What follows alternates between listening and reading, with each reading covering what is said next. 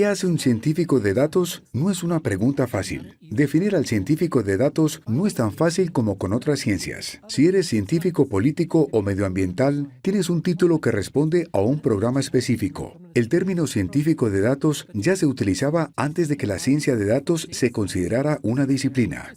Hoy, los que se autodenominan científicos de datos provienen de varias áreas de investigación. Como disciplina, la ciencia de datos todavía no está definida. Es como la primera arqueología. Cualquiera que con una pala buscara artefactos del pasado podía decir que era arqueólogo. Hoy, para hacerlo, hay que pasar por una universidad reconocida e investigar durante varios años. Como con la arqueología temprana, la ciencia de datos es más una práctica que una disciplina. Eres científico de datos si trabajas con datos de forma científica. Así que queda el criterio de cada persona si se quiere presentar como científico de datos. Aún así, algunas profesiones están más preparadas que otras. Si eres estadístico o analista de datos o trabajas en ciencias biológicas, podrías afirmar que siempre has sido científico de datos, con el énfasis en los datos o en lo científico. Algunos de los primeros que se autodenominaron científicos de datos eran matemáticos. Otros venían de ingenierías de sistemas e información, e incluso algunos provenían de los negocios y las finanzas. Si habías trabajado con números y sabías algo sobre datos, podías autodenominarte científico de datos. Como la demanda de científicos de datos no para de crecer, se intentará que las habilidades se estandaricen para que las empresas sepan a quién están contratando. Pero eso aún no ha ocurrido. De hecho, existe el riesgo de que se piense que cualquiera que trabaja con datos y tiene 2 dedos de frente es científico de datos. La mejor forma de pensar en la ciencia de datos es centrándose en la ciencia y no en los datos. En este contexto, hablamos del empirismo que reacciona ante los datos mediante experimentos y preguntas. Es probable que uses el método empírico todo el tiempo sin pensarlo como un método. Un científico de datos usa este método cada día. Una aproximación empírica combina el conocimiento y la práctica. Veamos un ejemplo de cómo uso yo una aproximación empírica. Como asesor y formador, viajo bastante a menudo y paso las noches en habitaciones de hotel con diferentes estilos de cuarto de baño. No dejo de sorprenderme ante la variedad de canillas, llaves y dispositivos que hay en el mundo. Siempre me cuesta descubrir cómo se enciende la ducha en cada hotel. Comienzo formulando la pregunta empírica. ¿Cómo enciendo la ducha? Luego, pruebo con un experimento. Aprieto un botón y el agua llena la bañera. Si aprieto otro, la lluvia comienza a caer. Con el agua ya fluyendo, debo controlar la temperatura. Uso los distintos tiradores y botones para conseguirlo. Si giro demasiado de uno, el agua sale demasiado caliente. Si giro el otro, sale demasiado fría. Con preguntas y reevaluaciones, consigo que el agua salga a temperatura confortable. Es verdad que podría adoptar una teoría sobre cómo conseguir la temperatura confortable, meterme de un salto, girar una perilla y cruzar los dedos. El problema es que tengo la misma probabilidad de congelarme que de quemarme. Los científicos de datos usan esta aproximación empírica todo el tiempo. Hacen preguntas a los datos y las ajustan para ganar entendimiento. Ajustan las perillas e intentan mejorar la calidad de las preguntas. La ciencia de datos es una disciplina fluida, con muchos profesionales de formación variada que se autodesignan científicos de datos. Céntrate en el método científico y utiliza la aproximación empírica para obtener conocimiento a partir de los datos y refuerza el lado científico, no el de los datos. Te convertirás en un mejor científico de datos mientras no se sistematice el tema. Como la ciencia de datos todavía se está definiendo, es importante estandarizar el software y las herramientas. Ocurre como con los primeros arqueólogos. El software sería como los pinceles y piquetas para excavar. No concentres demasiados esfuerzos en aprender todas las herramientas, ya que no te transformarán en científico de datos. Es el método científico y no las herramientas lo que hace al científico de datos. Las herramientas caben en 3 categorías básicas: almacenamiento, depuración y análisis. Para almacenar los datos, puedes usar hojas de cálculo, bases de datos y bases de datos clave-valor. Las más utilizadas son Hadoop, Cassandra y PostgreSQL. La depuración se usa sobre todo para que sea más fácil trabajar con los datos. Se utilizan editores de texto, herramientas de secuencia de comandos y lenguajes de programación tipo Python y Scallop. Por último, hay paquetes estadísticos que ayudan a analizar los datos. Los más usados son el paquete de código abierto R, SPSS y las bibliotecas de datos de Python. Con estas herramientas, también se pueden visualizar los datos y crear gráficos y diagramas. Veamos qué herramientas para almacenar datos debes conocer. Se escucha mucho la idea de los desafíos del Big Data. El volumen de información es tal que los sistemas de gestión en base de datos no pueden gestionarlo. La conexión entre la ciencia de datos y el Big Data es tan íntima que muchos creen que son lo mismo. Pero la ciencia de datos aplica el método científico para estudiar los datos. No hace falta que estén dentro de la categoría de Big Data. Hay un libro fantástico titulado Data Smart, que nos presenta la estadística para ciencia de datos mediante simples hojas de cálculo. Sin embargo, las áreas más activas de esta ciencia trabajan con Big Data. Actualmente, el programa Hadoop de código abierto es el más utilizado. Hadoop usa un sistema de archivos distribuido para almacenar los datos en servidores estándar. Esta red de servidores se denomina Cluster Hadoop. El clúster divide las tareas para que puedas ejecutar las aplicaciones. Puedes tener petabytes de datos distribuidos en cientos o miles de servidores. Puedes ejecutar procesos sobre los datos en el clúster. Los procesos más comunes que verás son MapReduce y Apache Spark. MapReduce trabaja con los datos por lotes y Spark puede procesar los datos en tiempo real. Una vez que hayas recogido los datos, es hora de un poco de limpieza. A menudo, la información que recoges no se puede utilizar. Imagina que reúnes millones de tweets de tus clientes. Si tienes una cuenta de Twitter, ya sabes que a veces hay texto y otras veces hay imágenes. Cuando recoges estos datos, podrías crear un script o comando que divida todos los tweets en texto o imagen. Luego, vuelves a almacenarlo en tu clúster y así podrás analizar cada uno de estos grupos de diferente forma. Si lo haces con frecuencia, te conviene crear una pequeña aplicación con Python para que repita la tarea una y otra vez. La mayor parte del tiempo, un científico de datos se la pasa depurando los datos. Algunos dicen que consumen hasta el 90% del tiempo depurando la información para que se pueda usar. Ahora se puede usar R o Python para analizar los datos. R es un lenguaje de programación estadística. Te permite crear conexiones y establecer correlaciones entre los datos. Luego se pueden presentar con la función de visualización de datos incluida en R. Imaginemos un tipo de informe que quieres crear. Tu empresa quiere saber si hay alguna conexión entre las opiniones positivas y el momento del día. Captura los datos de Twitter en tu clúster de Hadoop y depuras los datos para categorizar los tweets como positivos o negativos. Por último, con un paquete estadístico tipo R, creas una correlación e imprimes un informe con su correspondiente diagrama. Estas son solo algunas de las herramientas más populares. Si estás en un equipo de Data Science, oirás hablar de al menos una de ellas. Existen muchas más que automatizan la recolección, la depuración y el análisis. Y diferentes organizaciones invierten en satisfacer a una base de clientes que no para de crecer. Se trata de priorizar el análisis.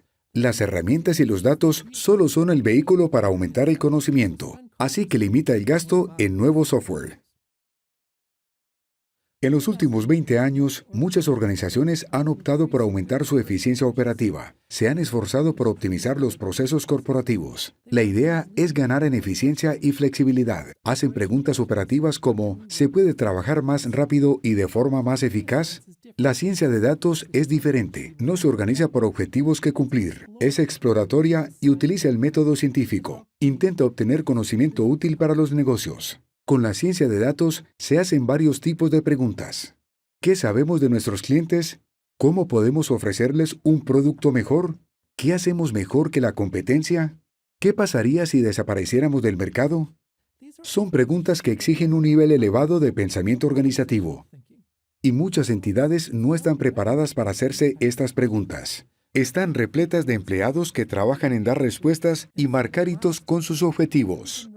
No se les paga por demostrar escepticismo o un espíritu de prospección. Recuerda la última reunión a la que hayas asistido. Piensa qué pasaría si alguien tuviese preguntas tipo ¿por qué lo hacemos así? ¿Por qué creen que funcionará de esta forma? ¿Por qué creen que es buena idea? Es probable que todo el mundo se sintiera incómodo. Alguien le reclamará, ¿no te has leído el memorándum? Pero son habilidades que necesitas para afianzar el conocimiento organizacional. Son el tipo de preguntas que tu equipo de Data Science debería hacerte. pero la mayoría de las empresas se centra en la producción de resultados. Explorar otras posibilidades sería un cambio. Las preguntas se perciben como un obstáculo al progreso. Pero como empresa, solo ganarás conocimiento haciendo preguntas interesantes.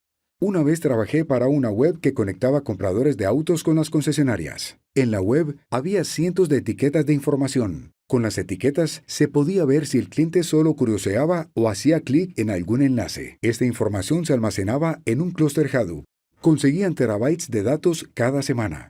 La empresa archivaba datos recogidos hacía años. Habían destinado mucho presupuesto al departamento que se encargaba de almacenar y mantener los datos. Recoger esos datos era fácil. Los programas que usaban eran simples y fáciles de crear. Lo complicado era decidir qué se hacía con esa información. Comenzaban a pensar en los tipos de preguntas que podría hacerse. Este es un problema típico de muchas organizaciones cuando se introducen en la ciencia de datos.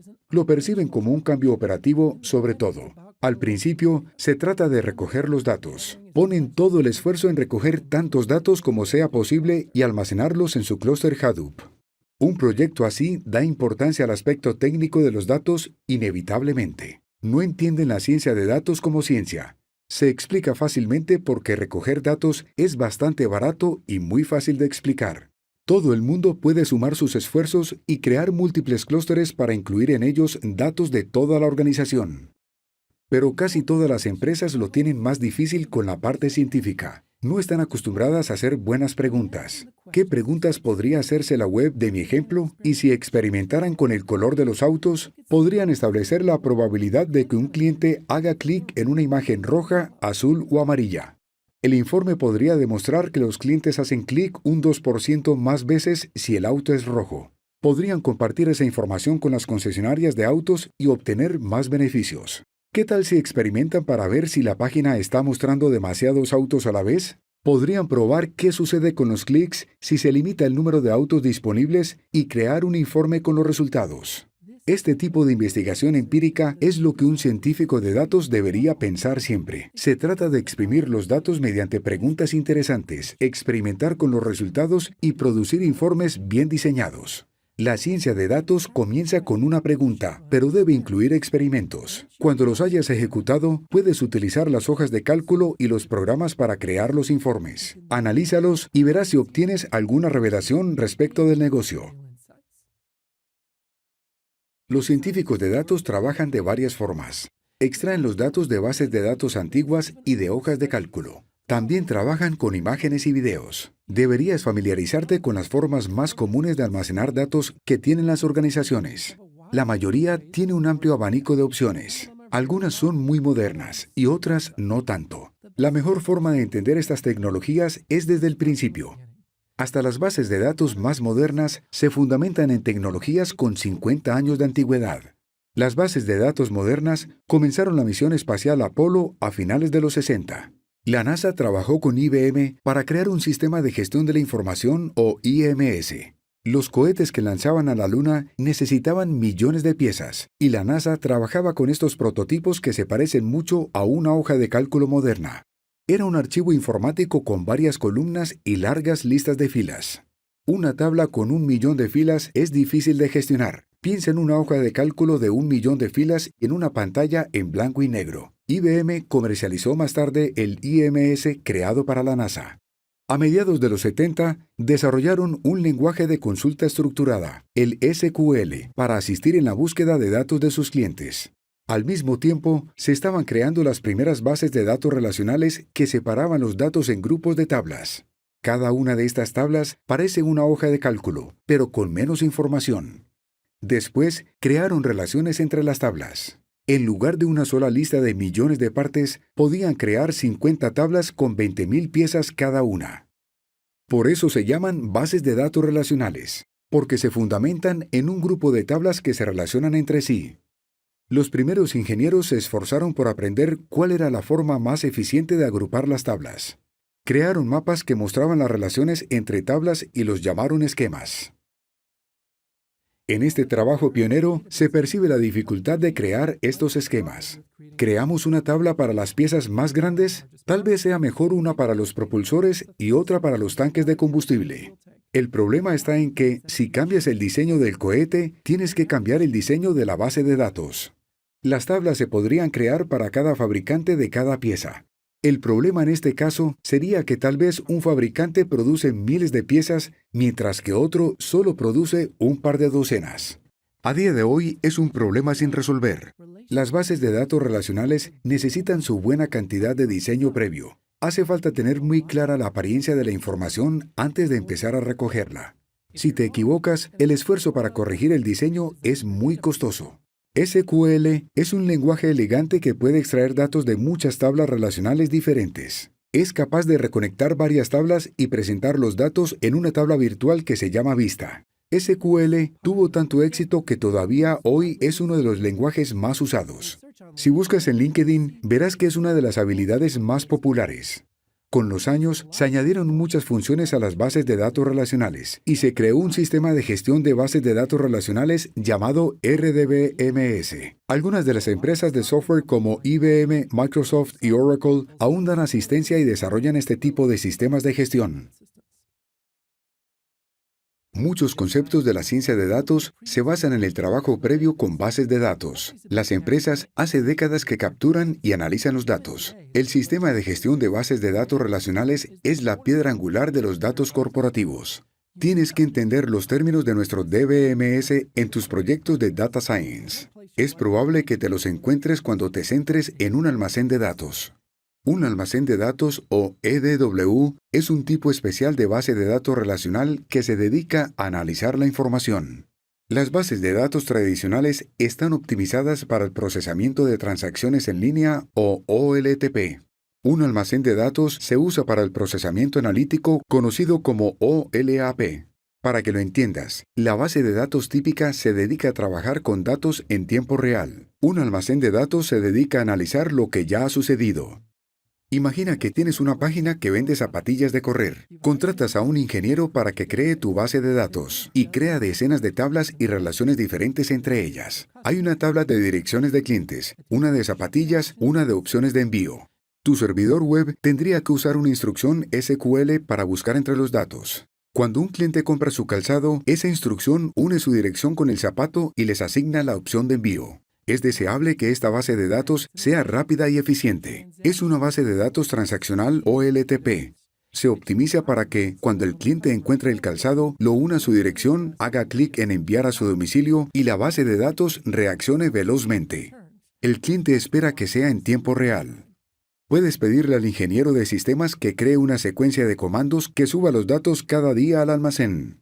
Tu almacén de datos está optimizado para procesamiento analítico. Es una base de datos OLAP dedicada a crear informes. Puedes pedirle a un analista de datos que cree un informe para comprobar si existe alguna conexión entre la dirección de un cliente y el tipo de calzado que compra. Si descubres que los clientes que viven en zonas más templadas compran zapatos más coloridos, puedes usar esta información para actualizar la presentación de las zapatillas en la web. Podrías cambiar la web para que los clientes de zonas templadas vean primero las zapatillas de colores claros. Ahora imagina que tu página es muy exitosa y la compra una empresa de ropa deportiva que ya tiene un almacén para todas sus páginas web. Quieren extraer los datos de tu página web y combinarlos con los de sus otras páginas. La empresa tiene que llevar a cabo un proceso llamado ETL, que quiere decir extraer, transformar y cargar. Extraen los datos de todas sus páginas y los cargan en su propio almacén de datos corporativo. La empresa extrae los datos de tu página web en un formato estándar. Luego, los transforma en el tipo de información que necesita para su almacén de datos, que podría tener un esquema diferente al tuyo. El analista de datos pasa mucho tiempo depurando y uniendo datos para que se ajusten. Por último, cargan los datos transformados en su almacén. Cualquier equipo de Data Science tiene estos retos. Es probable que usen el mismo lenguaje. Puede que escuches por ahí, tenemos que ETL los datos en el almacén para moverlos al clúster Hadoop. Esto quiere decir que el analista de datos debe transformar tus datos antes de poder moverlos a tu clúster. Otro punto importante es que muchas organizaciones ven Hadoop como un reemplazo de sus almacenes de datos. Muchas empresas reescriben sus archivos ETL para poder cargar los datos en un clúster Hadoop a medida que eliminan sus almacenes de datos por etapas o los cierran directamente. Las organizaciones esperan ahorrar gastos con el almacenamiento de datos en hardware de precio accesible. Los almacenes de datos son un servicio muy costoso. Te cruzarás con estos conceptos cuando trabajes en un equipo de Data Science. Intenta que este lenguaje no te frustre demasiado. Una gran parte de la ciencia de datos todavía tiene que ver con la recogida de datos. Pasarás horas en reuniones de ETL antes de poder hacer preguntas interesantes. Si comprendes los términos y desafíos, es más probable que consigas los datos que necesitas. Para muchas empresas, las bases de datos relacionales son la columna vertebral de las transacciones digitales y creen que los almacenes de datos son la piedra angular de las analíticas corporativas. Las bases de datos relacionales han cumplido su cometido, pero las aplicaciones contemporáneas nos presentan desafíos que superan este modelo. Suele pasar que el equipo de Data Science necesite formas más flexibles de almacenar datos. Recuerda que estas bases de datos se basan en esquemas. Tienes que conocer los datos a fondo antes de poder ingresarlos en la base de datos. Hace falta mucha planificación. Primero, conocer el formato de la información, si es audio, texto o video. Luego, organizas los campos dentro de la tabla. Y por último, estableces las relaciones entre las tablas.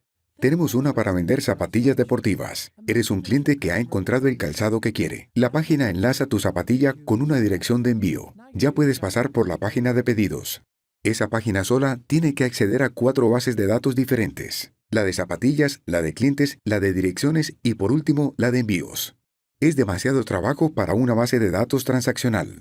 Cuanto más trabajo tenga la base de datos, más lenta será tu página web. Aumentar la velocidad también es complicado. ¿Compras un servidor con más capacidad o separas las tablas en varios servidores? ¿Puedes sincronizar unos cuantos servidores a través de tu red? Cuando hablamos de páginas web muy extensas, estas alternativas no son prácticas. Piensa en una base de datos que almacene todos los datos de la página de pedidos en una sola transacción. Crea un registro de calzado, el cliente, su dirección y el envío. Todo en una transacción. No hace falta que dividas los datos en varias tablas. No tienes que preocuparte de crear las relaciones. Alcanza con volcar los datos. Es la idea que sostiene al NoSQL. NoSQL nació como etiqueta de Twitter. La usaban los desarrolladores que querían superar las bases de datos relacionales. No es una negación del SQL. De hecho, el NoSQL no tiene casi nada que ver con el SQL. Solo señala las limitaciones del modelo relacional. En general, una base de datos NoSQL es no relacional, sin esquemas, apta para los clústeres e idealmente de código abierto. Estas cualidades son atractivas para un equipo de Data Science. Si una base de datos no es relacional, es más fácil cambiarla y usarla. No existe una gran diferencia entre el funcionamiento de tu aplicación web y la forma en que almacenas los datos en la base. No hace falta que pases por procesos agotadores de creación y división de las tablas existentes para crear diferentes vistas. Esto se denomina normalizar tu base de datos. Sin esquemas, no hace falta saber cómo será todo antes de comenzar. Imagina que una empresa más grande compra tu página web de calzado. Esta empresa quiere sumar a tus clientes a su programa de compradores frecuentes. Con una base de datos relacional, estás ante un problema de arquitectura. ¿Deberías tener a los compradores frecuentes marcados en la tabla de clientes? Tal vez haga falta crear una tabla entera con números de identificación de los clientes frecuentes. ¿Se puede asignar más de un número de cliente a cada cliente? ¿Pueden compartir número de cliente 2 clientes? Todo esto hay que pensarlo antes. Debes rediseñar la base de datos y buscar la solución para los datos que falten. Sin un esquema, es muy simple añadir un campo nuevo. Se almacena como una nueva transacción. Si el cliente tiene un número de cliente frecuente, se carga como parte de la transacción. Si no lo tiene, no existe ese campo para ese cliente. Una base de datos NoSQL es apta para clústeres. Se pueden almacenar los datos en varios cientos o incluso miles de servidores de bases de datos. En una base de datos NoSQL, los registros se guardan en una transacción que se llama agregado, que contiene toda la información: el calzado, la dirección del cliente y la información del envío. Es fácil sincronizar estos agregados a través de varios servidores de bases de datos. Muchos servidores trabajan en clústeres. Así pueden sincronizarse y enviar sus actualizaciones a otros clústeres. La palabra clúster ya te suena. Hadoop trabaja así con sus conjuntos de datos. Está construido sobre HBase, una base de datos NoSQL de código abierto. Cuando trabajas en un equipo de Data Science, es muy probable que te cruces con NoSQL. Es una buena forma de lidiar con conjuntos masivos de datos. Gracias a su diseño simple, también los desarrolladores pueden crear aplicaciones web. Estas aplicaciones crecen enseguida a escala corporativa. Para algunas empresas, Big Data y la ciencia de datos son conceptos mezclados. La ciencia de datos usa el método científico con los datos que tienes. No hace falta que sean muchos datos para que puedas hacer las preguntas. Los datos masivos ofrecen una fuente de datos contundente. Esta nueva fuente te permite preguntar lo que conjuntos pequeños de datos no podrían responder. Por lo general, a mayor cantidad de puntos de información, mayor capacidad de análisis estadístico.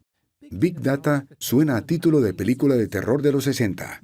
Una mujer gritando tras sus gafas retro mientras la sepulta una montaña de información. En realidad, Big Data no era una frase nominal. En el documento original de la NASA se describía como un problema de datos masivo. Se podía leer en inglés como una de dos alternativas. ¿Es un problema de datos masivos o un problema masivo de datos? Cuando lees el artículo entero, da la sensación de que el énfasis estaba en el problema. No son datos masivos, sino un problema de exceso de información que almacenar. También lo encontramos en el informe McKinsey, donde se refieren a los datos masivos para hablar de la información que excede la capacidad del hardware. ¿Por qué pensar en el Big Data como un problema y no como una frase nominal? Porque la mayoría de las empresas con proyectos de Big Data no tiene datos masivos. Puede que creas que son masivos porque son muchos. También representa un problema porque no sabes dónde almacenarlos, pero no es un problema de datos masivos. Una forma de definir si tienes un problema de Big Data es averiguar si tus datos entran en una de 4 categorías. Son las 4B. Puedes preguntar, ¿tengo un volumen elevado de datos? ¿Hay una gran variedad de datos? ¿Los datos llegan a gran velocidad? ¿Los datos que recojo son veraces? ¿Me darán conocimiento o revelaciones? Para que sean datos masivos, deben cumplir con los 4 atributos. Podrías dudar si el volumen es suficientemente elevado o no. Pero esta pregunta suele ser fácil. Si recoges petabytes de información cada día, tienes un volumen suficiente. Por supuesto, podría no ser un problema. En el futuro, tal vez haga falta un exabyte para que el volumen se considere un problema. También piensa en la variedad de los datos. Esta es más difícil de responder. Piensa en la Bolsa de Nueva York. Gestionan millones de transacciones cada día. Seguro que tienen un volumen elevado de datos. También entran a gran velocidad. Los precios de las acciones entran y fluctúan en milisegundos. Pero si lo piensas un poco, verás que es el mismo tipo de información. Es el símbolo de la acción y el precio. Básicamente es texto. No hay imágenes, ni sonidos, ni clips de noticias. No tienen un problema masivo. Recogen muchos datos sin duda, pero la tecnología que usan es más que suficiente para gestionar ese problema.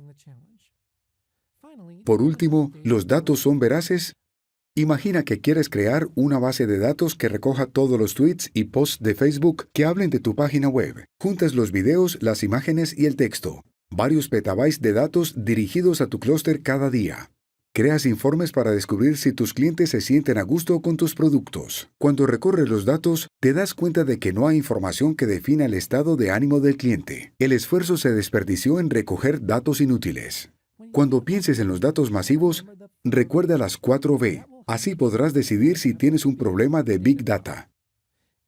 Como por ejemplo, el de los autos sin conductor.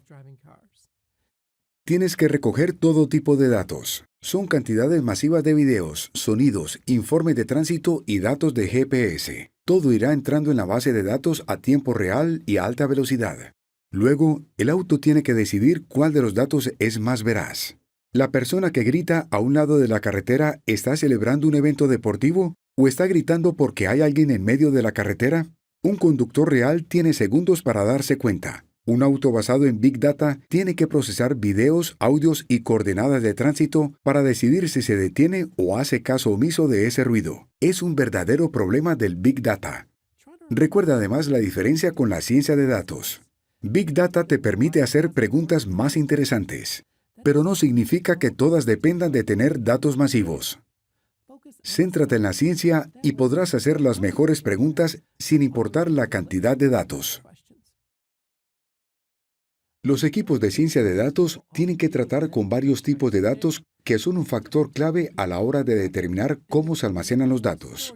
Una tecnología tipo NoSQL aporta mucha flexibilidad para almacenar todo tipo de datos. Las bases de datos relacionales pierden flexibilidad a cambio de facilidad de uso.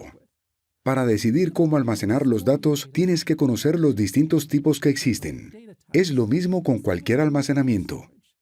Hay una base de datos optimizada para cada tipo de datos.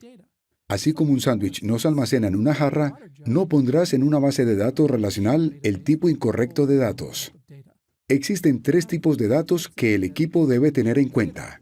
Hay datos estructurados, semiestructurados y no estructurados.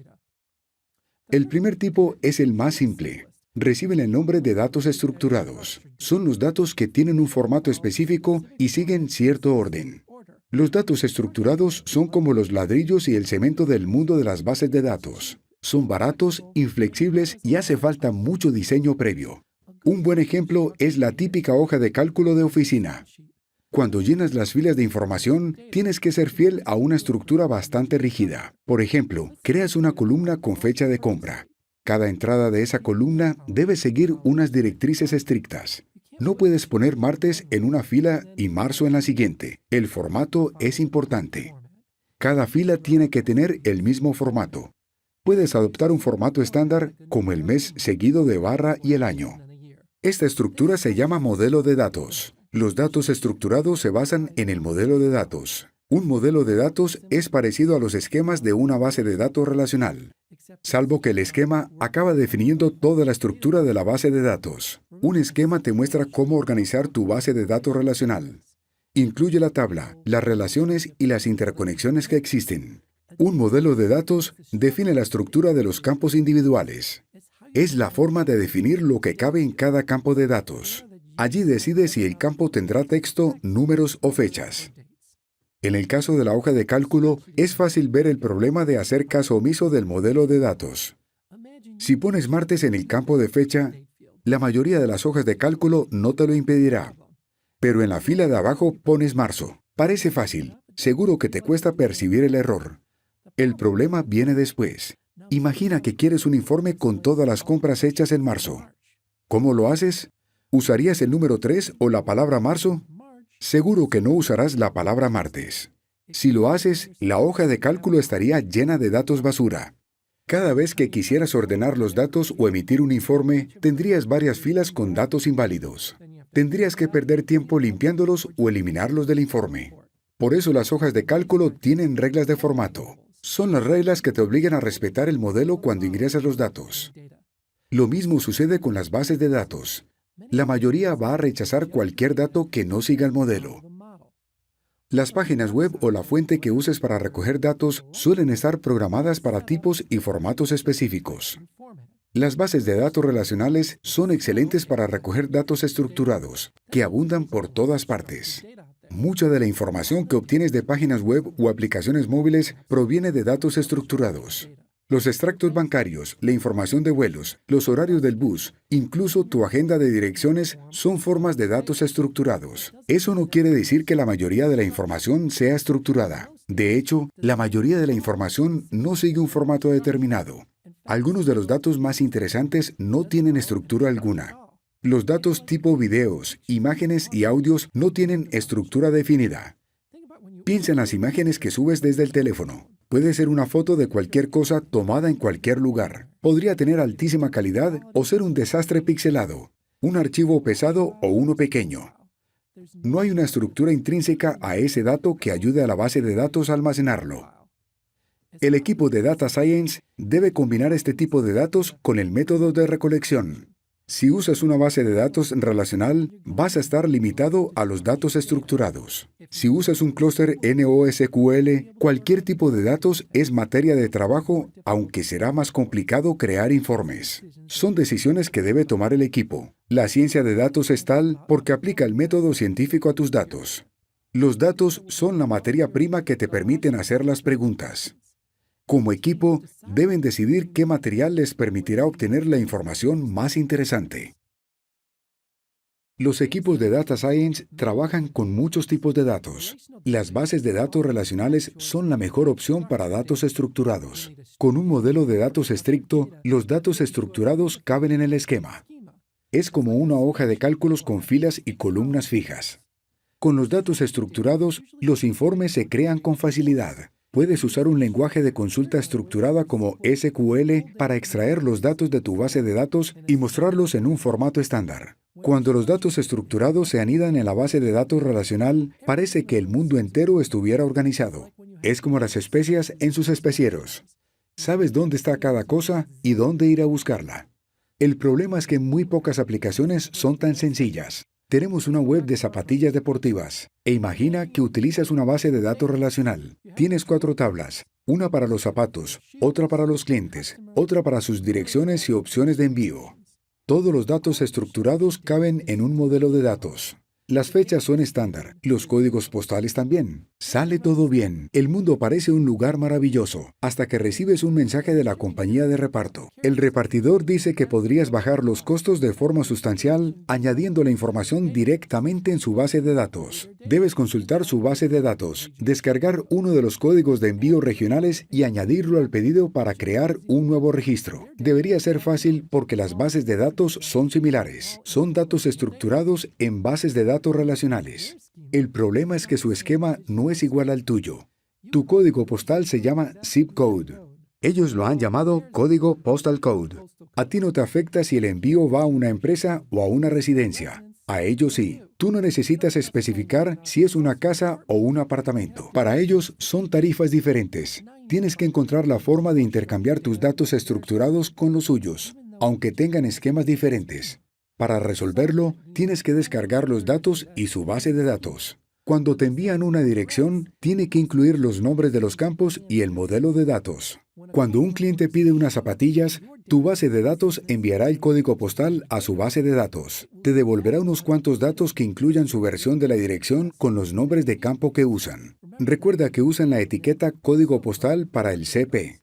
Se incluirá en el dato de nueva creación. Los datos del repartidor tienen características de datos estructurados. Están bien organizados y tienen formato estándar. El campo de texto siempre será de texto. Los campos de fechas siempre serán de fechas. Pero los datos incluyen el esquema del repartidor que puede utilizar los nombres que quiera. Por eso, este tipo de datos se llaman semiestructurados. Estos datos son más populares que los estructurados. Tienen cierta estructura, pero esta depende de la fuente. Trabajas con datos semiestructurados todo el tiempo. El correo electrónico es de datos semiestructurados con una estructura bastante coherente. Siempre tienes un emisor y un destinatario, pero los nombres y el contenido del campo pueden variar. Los equipos de ciencia de datos trabajan más con datos semiestructurados que con los de tipo estructurado. Hablamos de cantidades de correos, blogs y redes sociales que se pueden analizar. Hay algunas formas establecidas de trabajar con datos semiestructurados. Uno de ellos es XML, el tipo antiguo de datos semiestructurados que se usa para intercambiar información. También existe JSON o JavaScript Object Notation, que es una forma actualizada de intercambiar datos de este tipo. Es el tipo de datos preferido para los servicios web. Es muy probable que tu página web de zapatillas reciba datos JSON del repartidor de envíos. Con datos semiestructurados, puedes hacerte preguntas más interesantes. Supón que queremos conocer la opinión de los clientes. ¿Están satisfechos con sus pedidos? Puedes descargar datos semiestructurados de redes sociales. Luego, combinas esos datos con los datos estructurados que tienes acerca del cliente.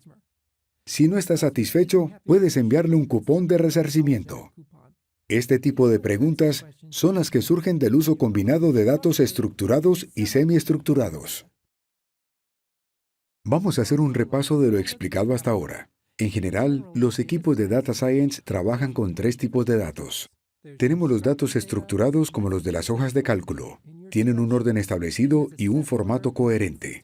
A menudo se almacenan en bases de datos relacionales. Luego están los datos semiestructurados. Tienen una parte de estructura, pero existe flexibilidad para cambiar los nombres de los campos. Por último, el tipo más popular de datos son los no estructurados, que abarcan todo lo demás. Según algunos analistas, el 80% de los datos son no estructurados. Si lo piensas, tiene sentido. Piensa en la información que creas cada día, cada vez que dejas un mensaje de voz o con cada foto que subes al Facebook, el memorándum escrito en Word para el trabajo o la presentación de PowerPoint. Incluso cuando buscas en Internet, es de forma no estructurada. Si buscas gatos, aparecen videos, canciones, libros e incluso música. ¿Qué tienen en común estos datos? Ese es uno de los retos clave. La respuesta corta es que no tienen casi nada en común. Carecen de esquema. El esquema es como el mapa que muestra los campos de datos, las tablas y las relaciones. Con los datos no estructurados, no existe un esquema. Para estos datos, el formato depende del archivo. Un documento de Word tiene un formato establecido, pero solamente lo puede utilizar ese programa. No es el formato de todos los documentos de texto. Por eso no se puede editar un documento de Word con otro programa. Eso también significa que no hay un modelo de datos establecido. No hay un lugar coherente para buscar nombres de campo y datos. ¿Cómo descubres el título y los contenidos de cientos de tipos diferentes de archivos? ¿Cómo se hace si tienes PDF, documentos de Word y presentaciones de PowerPoint? Cada uno tiene su propio formato. No hay un campo que indique el título del documento. Es un problema que los buscadores como Google y Bing hace años que investigan. ¿Cómo se trabaja con datos que no tienen un formato establecido ni usan un modelo de datos coherente? Cada vez que buscas con estos motores, verás el fruto de sus esfuerzos. Si buscas un término como gato, verás que han encontrado la forma de buscar texto, videos, imágenes y audios. Trabajar con datos no estructurados es la parte más interesante de la ciencia de datos. Las bases de datos más nuevas tipo NoSQL te permiten capturar y almacenar archivos grandes. Es mucho más fácil almacenarlos en una sola ubicación. Todos los archivos de audio, video, imagen y texto pueden ir a un clúster NoSQL. Puedes escalar los servidores de forma horizontal y usar herramientas y programas similares. Para capturar la mayor cantidad posible de datos, también hay nuevas herramientas. Puedes usar tecnología de Big Data como Hadoop para procesar los datos de un clúster. Luego puedes analizar esos datos con MapReduce o Apache Spark. Volvamos a nuestro ejemplo. El negocio ha crecido y ahora eres parte de un equipo de Data Science nuevo. Trabajas con los directivos y con marketing para formular las primeras preguntas. ¿Quién es el mejor cliente para zapatillas deportivas? Buscas la información biográfica básica. Es fácil buscarlo en la base de datos de clientes. Tienes su dirección de email y conoces la ciudad y región donde vive. Con esa información puedes escanear la actividad del cliente en las redes sociales. Comienzas a recoger todos los datos no estructurados. Tal vez el cliente colgó un video corriendo al final de una maratón. Puedes enviarle un tweet de felicitaciones. También podrías crucear los posts de los amigos de tu cliente si lo ves en alguna foto saliendo a correr con amigos. Los datos no estructurados te permiten identificar a esas personas y enviarles promociones especiales. Estos proyectos se llaman visión de 360 grados de la relación con el cliente. Intentas descubrir todo lo que puedas sobre sus motivaciones. Luego, usas esa información para definir los mejores clientes y enviarles promociones. Podrías descubrir que algún cliente te recomienda a muchos de sus amigos. Podrías añadir algún incentivo o descuento. Con el tiempo, puedes recoger cada vez más datos no estructurados, y las preguntas serán más sofisticadas. ¿Tus clientes suelen viajar? ¿Son más competitivos? ¿Con qué frecuencia salen a comer o a cenar? Cada una de estas preguntas te ayuda a conectar con el cliente y a venderle más productos. Los datos no estructurados son un recurso en crecimiento constante. Piensa en todo lo que hiciste hoy que podría interesarle a alguna empresa. ¿Tuiteaste sobre el paseo que diste? Tal vez necesites mejor calzado nuevo. ¿Te quejaste porque era un día lluvioso? Podrías comprar un paraguas. Los datos no estructurados les permiten a las empresas ese nivel de interacción. Los datos no estructurados presentan desafíos. Una de las primeras preguntas que surgen es si deseas eliminar algunos datos. Debes utilizar el método científico con tus datos para poder formular preguntas interesantes como equipo de Data Science. Debes decidir si pones un límite a las preguntas que vas a poder hacer alguna vez. Hay argumentos a favor de mantener y deshacerse de parte de los datos. Algunos analistas de datos argumentan que siempre puedes encontrar una pregunta para hacer que no conocías antes. También resulta barato mantener cantidades masivas de datos. Son unos pocos céntimos por cada gigabyte. No cuesta nada mantenerlos y evitarse la difícil decisión de qué habría que eliminar. Saldría más barato comprar nuevos discos duros que las horas de reunión para decidir qué se mantiene. Por otro lado, algunos analistas afirman que es recomendable eliminar los datos. Se acumula demasiada basura en esos clústeres de Big Data. Cuanta más basura haya, más difícil será encontrar resultados interesantes. Algunos analistas llaman a este problema ruido en los datos. Muchos científicos de datos intentan dar con una solución. ¿Cómo se gestiona tanta basura? Trabajé para una empresa que tenía este problema. Su página web conectaba clientes potenciales con concesionarios de coches. Crearon un sistema de etiquetas que registraba todo lo que miraba a cada cliente en la web. Si pasaba por encima de una imagen, la base de datos creaba un registro. Este sistema de etiquetas registraba todos los clics y movimientos por la página. El sistema fue incorporando miles de etiquetas, cada una de ellas con millones de transacciones. En la empresa había unas pocas personas que entendieran qué datos capturaba cada etiqueta, así que era difícil redactar informes productivos. Podían registrar cuántas personas entraban en cada etiqueta, pero unos pocos entendían qué quería decir esa etiqueta. Usaban el mismo sistema de etiquetas con los datos no estructurados. Comenzaron a recolectar las publicidades y videos breves. Querían conectar cada etiqueta con la imagen y la transacción. Así, podían ver la imagen que el cliente había hecho clic. Existía una etiqueta que indicaba dónde se ubicaba en la página. Todo se almacenaba en el clúster que crecía. Algunos miembros del equipo decían que muchos de los datos eran obsoletos y solo unos pocos entendían el sistema de etiquetas lo suficiente como para comprender la información. Las publicidades cambiaban constantemente, así que comenzaron a renombrar las etiquetas y muchos de los datos se quedaban obsoletos enseguida. Para otros, la cantidad de datos recogida era pequeña comparada con lo que podría almacenarse en un clúster Hadoop. ¿A quién podría molestarle un par de gigabytes de datos obsoletos? No valía la pena el esfuerzo de limpiarlos. Este es el tipo de problemas a los que también te tendrás que enfrentar. Recuerda un par de detalles. Lo primero es que no hay una respuesta correcta. El equipo de Data Science tiene que definir qué le funciona mejor. Si decides mantener todo lo que recojas, tendrán que trabajar más arduo a la hora de crear informes de interés. Hará falta más filtros y tus datos tendrán más ruido.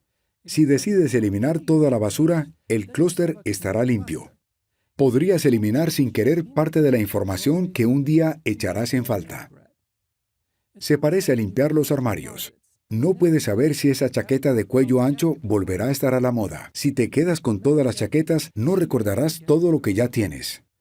Lo más importante es que el equipo tome una u otra decisión. La política de datos no puede cambiar cada pocos meses. Decide al principio si mantendrán todos los datos o van a ir eliminando diferentes grupos de datos. Trabaja con el equipo para que todos estén de acuerdo en qué información eliminar. Si no estableces una política de retención de datos, corres el riesgo de corromper los datos. Si no sabes lo que has eliminado, será más difícil que los informes tengan sentido. Decide lo antes posible qué prefieres para tu empresa. Un equipo de Data Science se dedica a recoger datos, depurarlos y almacenarlos. Luego formulan preguntas a partir de ellos. Crean informes mediante matemáticas para entender mejor esa información. La estadística es una disciplina muy valiosa. Para formar parte de un equipo de ciencia de datos, hacen falta algunas nociones básicas. Es útil recordar que las estadísticas son una herramienta para contar una historia, pero no son la finalidad de la historia en sí. La mejor forma de darte cuenta de cuánto te falta entender de una historia es poner distancia cuando algo parece incorrecto. Mi hijo me contó un chiste al respecto. Demuestra cómo usar la estadística para contar una historia. Me preguntó, ¿sabes por qué nunca ves un elefante escondido entre las ramas de un árbol? Le respondí que no. Y dice, porque sabe esconderse. Recuerda este chiste cuando leas los informes. Creemos que las estadísticas son matemáticas. Nadie cuestiona que 2 más 2 son 4. En realidad, la estadística se parece más a la narración. Como con cualquier historia, se puede llenar de hechos, ficciones y fantasías. Se pueden esconder varios elefantes si no sabes dónde mirar. Es fácil verlo con ejemplos en la política. Un candidato afirma que en los últimos 4 años el salario promedio aumentó $5,000. El público aplaude y celebra. Luego su oponente afirma que no deberían alegrarse porque, de hecho, en los últimos 4 años cada familia de clase media ha perdido $10,000 de ingresos. ¿Quién dice la verdad? Ambos candidatos. Utilizan las estadísticas a su favor con una historia diferente. Una habla de prosperidad y la otra de fracaso.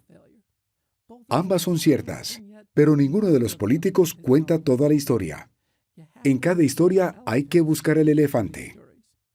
En este caso, cada candidato usa estadísticas descriptivas. Intentan describir la situación de todos los votantes sin tener que hablar de cada familia. Hablan de la familia típica. Un candidato usa la media, que es básicamente un promedio. Suma todos los ingresos de cada familia. Lo divide por el número total de familias. Es una de las estrategias estadísticas más útiles y más usadas.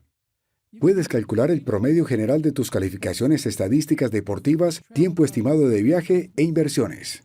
En este ejemplo, el político sumó los ingresos de todas las familias y dividió el resultado por el número total de familias. Claro que cada familia ganó $5,000 más. Pero si te fijas, la media no es la única forma de describir el ingreso familiar. Su contrincante tiene otra estrategia. Usa el ingreso familiar medio. La mediana describe los ingresos de la familia que se encuentra en el centro de la distribución. Para calcularlo, se enumeran de menor a mayor ingreso todas las familias. Las numeras del principio al final. Divides el número total por 2 y encuentras qué cantidad de ingresos corresponden a la mediana. La familia de la mitad de la lista tiene los ingresos medianos. Recuerda buscar lo que no te cuentan. Si existe una diferencia muy grande entre la media y la mediana, quiere decir que tus datos están sesgados. En ese caso, imagina que unas pocas familias son muy acaudaladas. Sus ingresos han aumentado muchísimo en los últimos años. Podríamos hablar de millones de dólares de patrimonio. Estas familias tergiversan los datos porque en un extremo encontramos un grueso de dinero. Eso aumenta la media, pero no tiene efecto sobre la mediana. En la media, sus ingresos se suman como los de los demás y se incluyen en el promedio. En la mediana, solo estarían ubicados en el extremo superior. Pero como el número de familias no cambia, tampoco se modifican los ingresos de la familia del punto medio. Este problema de la media y la mediana aparece por todas partes. Si hay 2 personas en una habitación, su altura media podría ser de 1,75 metros. Si entra un jugador de básquet a la habitación, la media podría aumentar 20 centímetros. La altura mediana seguiría siendo más o menos la misma, pero el grupo estaría sesgado en altura. En el equipo de Data Science, siempre debes cuestionar las historias que se cuenten con estadísticas. Repasa siempre las justificaciones de cada afirmación. Intenta que los informes usen formas diferentes de describir los datos. Busca el elefante. Las estadísticas cuentan varias historias. La probabilidad es una parte de la estadística que te permite contar una buena historia. Es el cálculo de las posibilidades que existen de que una cosa se cumpla. Es una medición de los resultados posibles. Si arrojas una moneda, la probabilidad predice de qué lado caerá. La parte estadística de la probabilidad está en la distribución probabilística. Si lanzas un dado de 6 caras, hay 6 resultados posibles. La posibilidad de que salga un número determinado es de 1 en 6. Cada vez que arrojas el dado, tienes un 17% de probabilidades de acertar el número que saldrá. La probabilidad también demuestra una secuencia de hechos. Puedes calcular la probabilidad de sacar el mismo número 2 veces seguidas. Eso corresponde al 17% del 17%, lo que equivale al 3%. Si estás jugando a los dados, es una probabilidad muy baja. La probabilidad es una herramienta útil para tu equipo de Data Science. Es una parte esencial de la analítica predictiva. Te ayuda a calcular la probabilidad de que un cliente tenga determinado comportamiento. Cuando trabajaba en una empresa de biotecnología, intentábamos predecir la probabilidad de que un paciente aceptara formar parte del ensayo clínico. Conseguir participantes para los ensayos clínicos es una tarea complicada. Existen varios ensayos y es muy costoso mantenerlos en funcionamiento incluso si están vacíos. Si no se llenan, la empresa pierde beneficios. Por eso usan ciencia de datos para preguntar, ¿qué hace que un paciente se abstenga de participar en un ensayo clínico?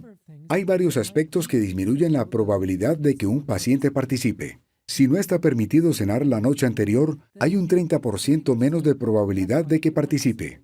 Hay otro 20% menos de probabilidad si el ensayo incluye análisis de sangre y pinchazos. La empresa debe equilibrar la probabilidad de que los pacientes participen con la precisión que necesita de los datos. Pongamos que están probando la eficacia de un nuevo medicamento que se puede medir con un análisis de sangre o uno de saliva. El análisis de sangre tiene un 10% más de probabilidad de ser preciso. Es fácil que usen un análisis de sangre. Pero espera, si el ensayo exige un análisis de sangre, tendrá un 20% menos de participantes, lo que disminuye la cantidad de sujetos evaluados en el estudio. Se pierden los pacientes que rechazan los pinchazos como parte del estudio. Si necesitan 1,000 participantes, son 200 personas menos. Con esto tenemos otra pregunta importante. Si el ensayo tiene 200 pacientes menos, ¿los resultados son menos precisos? Nuestro equipo de ciencia de datos creó otra distribución probabilística. ¿Qué pasa si el medicamento puede causar algún tipo de reacción? Tienes más mediciones con 1,000 pacientes que con 800. El equipo debía tener eso en cuenta. ¿Convenía tener más pacientes en el estudio sin usar agujas, aunque bajara la precisión? Esto llevó a preguntas más interesantes. ¿Debería repetirse el análisis de saliva para mejorar la probabilidad de que sea preciso? Al final, esa era la decisión que el equipo de Data Science ayudó a tomar. Tal vez lo mejor fuera tener el mayor número de pacientes para aumentar la probabilidad de que una reacción adversa se detectase. También se debía repetir más veces el análisis menos preciso para mejorar la probabilidad de que los resultados fueran precisos. Así la empresa consiguió la máxima participación y al mismo tiempo un aumento de la posibilidad de su estudio. Todo gracias al poder de la probabilidad.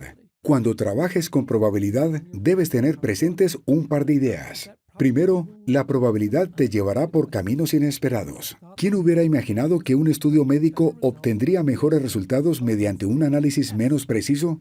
Segundo, la probabilidad es una herramienta que permite hacer preguntas cada vez más interesantes. Que no te desanime descubrir que cada pregunta te lleva a más preguntas. Recuerda que la ciencia de datos aplica el método científico a tus datos. A veces, este recorrido lleva a destinos insospechados. Lo importante es no darse por vencido cuando el camino da un giro inesperado. Puede pasar al trabajar con probabilidades, pero los giros inesperados suelen llevarte a las revelaciones más valiosas.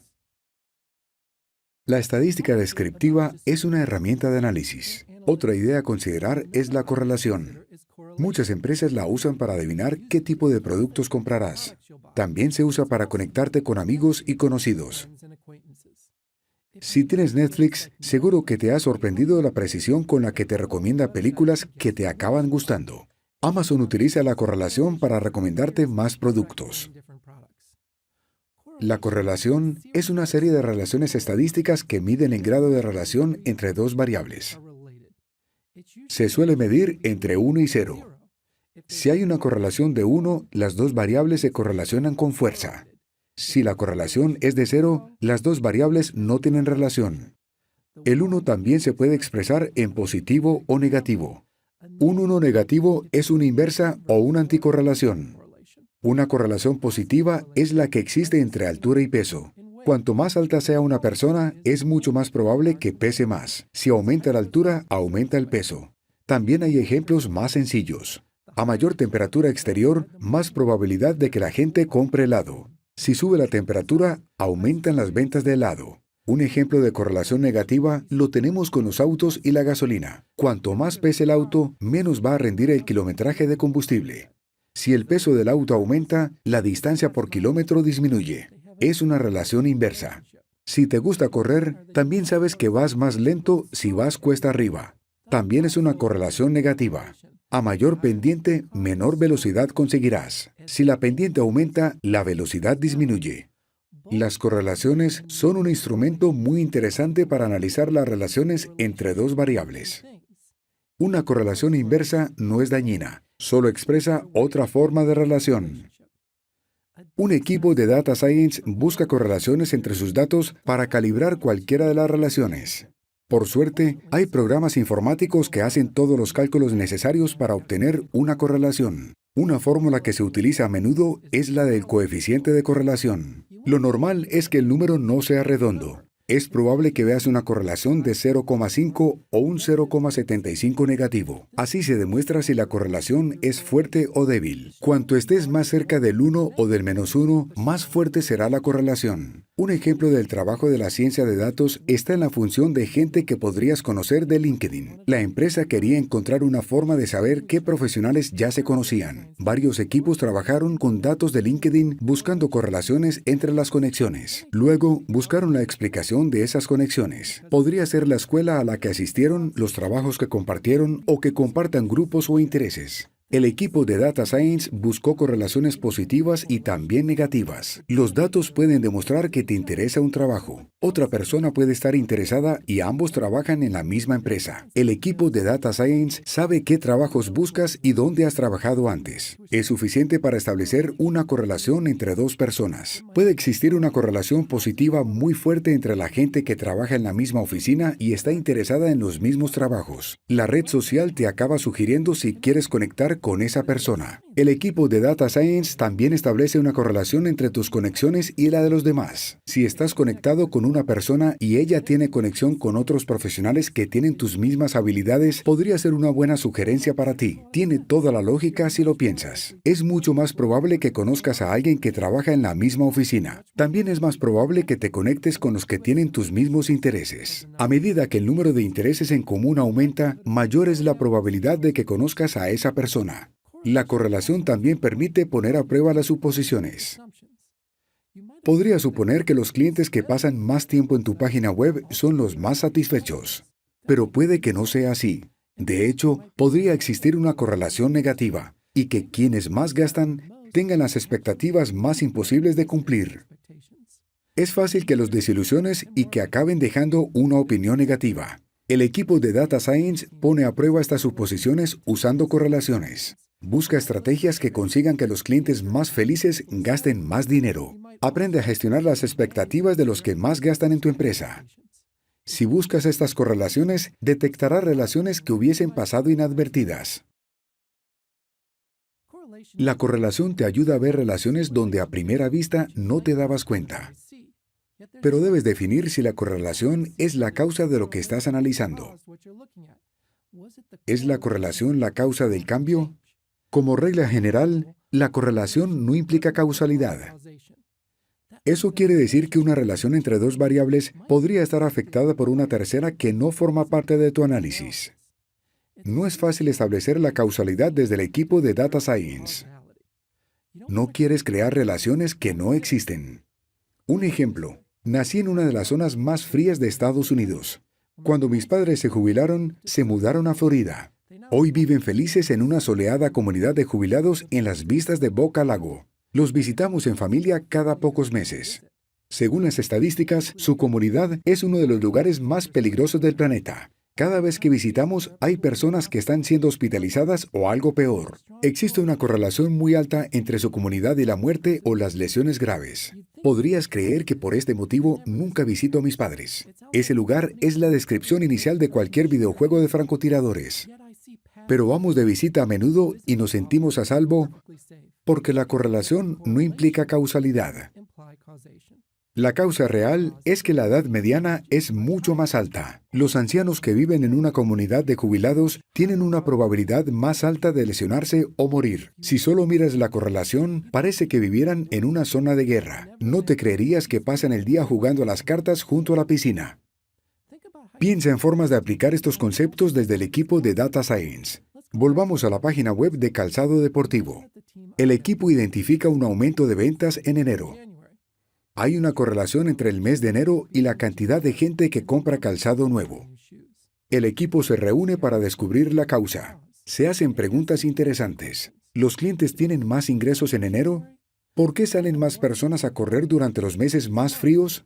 ¿Son corredores nobles que están motivados por los propósitos de Año Nuevo? ¿Son clientes nuevos? ¿Qué tipo de zapatillas compran? El equipo debate sobre las preguntas y decide crear informes. El informe muestra que la mayoría de los clientes son nuevos y compran calzado caro. Con estos informes, el equipo decide que la causa del aumento de ventas es que los clientes nuevos tienen más dinero en enero. Puede que hayan recibido tarjetas de regalo. Al año siguiente, el equipo decide aprovechar esta causalidad. En diciembre, ofrecen tarjetas de regalo para Navidades. También envían promociones a los clientes nuevos del año anterior. Unos meses después, vuelven a analizar los datos. Descubren que sus promociones y descuentos no han tenido efecto alguno. Resulta que hay el mismo número de compradores para la misma cantidad de zapatillas. Parece que la causa del aumento no era la disponibilidad de dinero. El equipo de Data Science vuelve a las preguntas que había hecho y redacta más informes. Descubren que todas las compras nuevas, ambos años, son de clientes nuevos y corredores novatos. ¿Por qué ese aumento abrupto de clientes nuevos que compran zapatillas costosas durante los meses más fríos? El equipo reflexiona al respecto y decide que la razón puede ser de conducta. Se hacen otra pregunta. ¿Todos los clientes nuevos están pensando en ponerse en forma como propósito de año nuevo?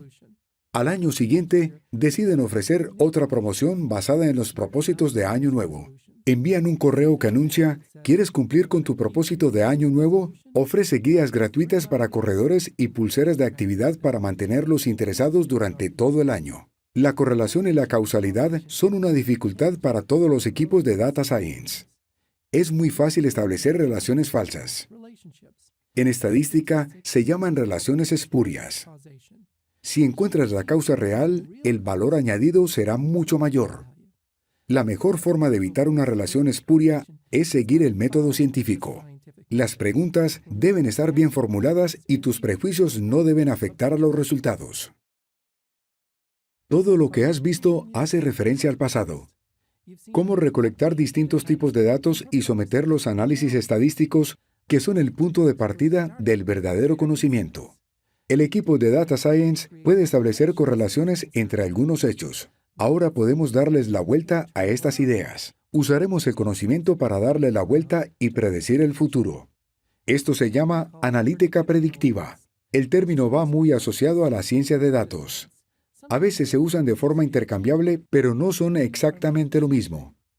La analítica predictiva es un tipo de ciencia de datos. La ciencia de datos se basa en aplicar el método científico a los datos. La analítica predictiva usa esos resultados y los transforma en acciones concretas. Piénsalo así. La meteorología es un tipo de ciencia. Estudia la física, la velocidad del viento y la atmósfera. Si sales con un meteorólogo, te enseñará por qué las nubes tienen formas diferentes y cómo la presión determina los movimientos que siguen. Es la ciencia de la meteorología. Intenta comprender el tiempo y las tendencias históricas. Aún así, la mayoría de la gente no habla de la meteorología como de una ciencia. Piensan en ella como la predicción del tiempo. La predicción del tiempo es lo que hacen los meteorólogos cuando usan la analítica predictiva. Con la probabilidad y la correlación predicen patrones del tiempo atmosférico. Los meteorólogos se valen de los datos históricos para asignar probabilidades. Pueden encontrar correlaciones entre los sistemas de baja presión y grandes tormentas. A medida que disminuye la presión, la gravedad de la tormenta aumenta. Es una correlación positiva entre la presión y las tormentas. Todos los análisis se reúnen en la respuesta del meteorólogo cuando le preguntan: ¿cómo estará el clima mañana? Lo que ha servido para entender el pasado se vuelve una predicción del futuro. El interés por el análisis predictivo se ha renovado. Las nuevas tecnologías e instrumentos permiten que el conocimiento sea más certero. Piensa en la predicción del tiempo.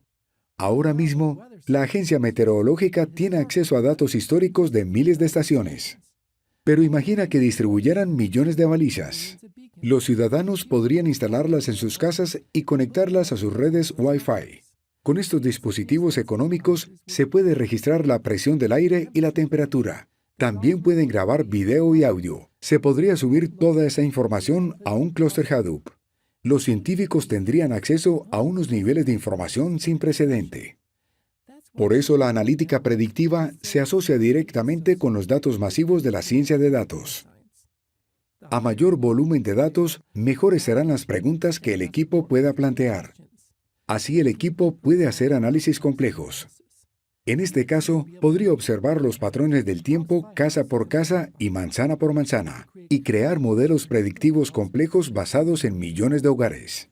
Lo mismo vale para tu equipo. Tenemos una página web de zapatillas. Imagina que el equipo colecciona millones de tweets sobre la actividad de correr. Identifica unos cuantos corredores influyentes. Podrías enviarles regalos o promociones para que hablen bien sobre tu empresa.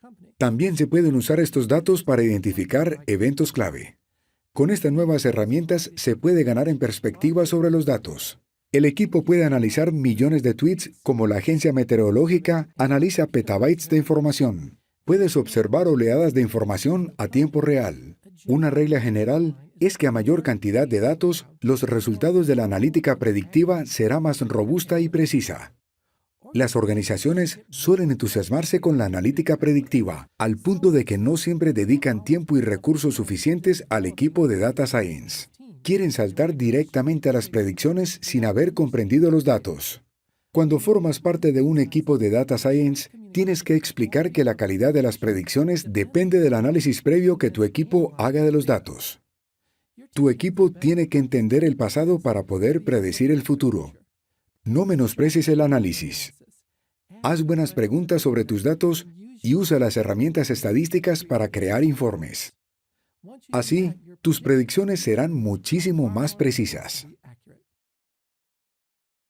Uno de los desafíos de la ciencia de datos es lo que llamo el clúster de los sueños. Se basa en una película de Kevin Costner llamada Campo de Sueños. La película trata de un granjero que dedica todos sus ahorros a construir un campo de béisbol en su plantación. Lo visitan fantasmas de antiguos jugadores para pedirle que acabe de construirlo. Le prometen que vendrán a jugar a su campo de béisbol. Muchas organizaciones caen en la misma trampa. Dedican su esfuerzo al hardware y a recoger cantidades masivas de datos. Luego, invierten considerablemente en programas para analizar esos clústeres enormes. Su sueño es que con grandes inversiones en hardware y software, el conocimiento que obtengan será mayor. Si lo construyen, vendrán. Tiene sentido que se sientan así, porque muchas organizaciones tienen experiencia en concretar proyectos de hardware exitosos. Saben hacerlo. La mayoría de las organizaciones tiene claro cómo hacerlo porque hace décadas que se dedican a ello. En cambio, la ciencia de datos es nueva. No es tan fácil decidir que se invierta dinero en investigar y preguntar. No estás aumentando la capacidad operativa. En su lugar, debes cambiar completamente la perspectiva.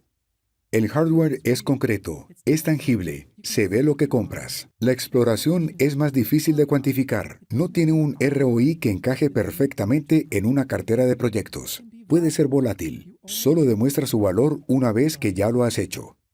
La Biblioteca del Congreso de los Estados Unidos lanzó un proyecto para recolectar 170,000 millones de tweets.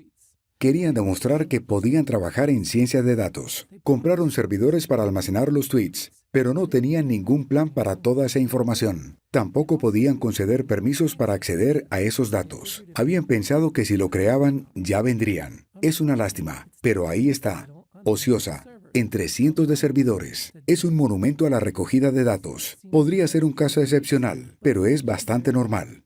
Las organizaciones se centran en cimentar su capacidad. Se ponen unos objetivos con cierta cantidad de nodos en sus clústeres Hadoop. También dan importancia al uso de un conjunto de herramientas de visualización. El presupuesto se dedica a la estructura y los programas. No queda casi nada disponible para el equipo de ciencia de datos. Una vez trabajé para una organización que intentaba reemplazar su almacén de datos con un clúster de Big Data. Ya dedicaban millones a los servidores del almacén de datos, así que contrataban expertos para mantener esa inversión. Cuando se pasaron a Hadoop, lo hicieron con la misma perspectiva. Desarrollaron un proyecto multimillonario para crear 3 clústeres separados. Todo el presupuesto se destinó a los servidores y los programas. Al cabo de 2 años, tenían los 3 clústeres, pero casi nadie había accedido a esos datos.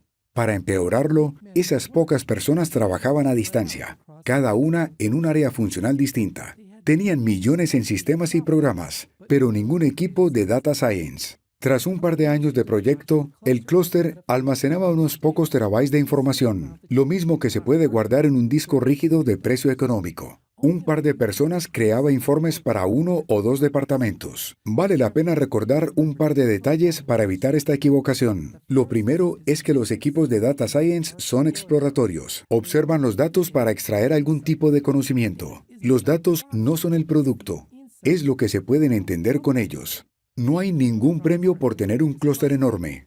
Aunque el equipo pase la mayor parte del tiempo recogiendo datos, no significa que todo el valor provenga del material en crudo. Tener un cuchillo profesional no te convierte en chef profesional. Una colección enorme de datos no hace a un equipo de Data Science. Lo que lo constituye son las preguntas que sepa hacer. El método científico es lo que lo distingue. También debes recordar que la mayoría de los equipos de Data Science usan varios programas.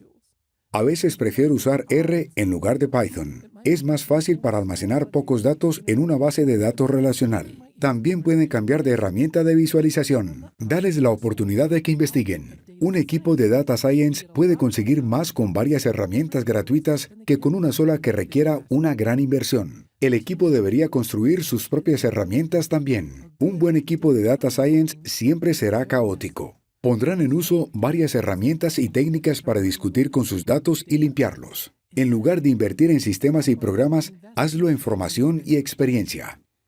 Recuerda que la parte más importante de tu equipo de Data Science son las personas que hacen las preguntas. Hemos puesto en perspectiva el término Data Science. Seguro que no te cuesta encontrar quien esté de acuerdo con la importancia de la ciencia de datos. Es mucho más difícil encontrar a alguien que comparta la definición de científico de datos. A lo largo de este curso, he incluido varios enlaces a ejemplos de visualización de datos. Fueron creados con R y Python.